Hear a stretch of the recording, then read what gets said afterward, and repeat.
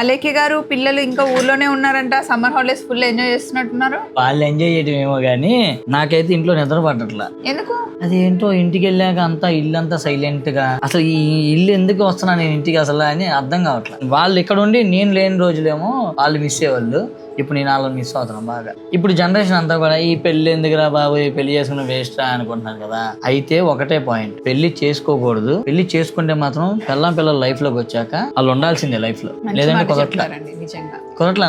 నాకు ఒక రకంగా అనిపిస్తుంది ఇంటికి వెళ్తే, అందుకని ఇంట్లో ఉండట్లా. ఓన్లీ నైట్ వెళ్తానా, ఆ నైట్ కూడా నాకు నిద్ర పట్టట్లా. రూమ్ లో ఎవ్వరు లేరు, అదొక ఫీలింగ్ లాగా ఉంటుంది. ఎవరు దీని గురించి ఎలా ఫీల్ అవుతారో తెలియదు కానీ అలేఖ్య పిల్లలు చూస్తే కనుక చాలా హ్యాపీగా ఫీల్ అవుతారు. ఎప్పుడు వాళ్ళు అంటూ ఉంటారు కదా మిస్ అవుతున్నాం అని.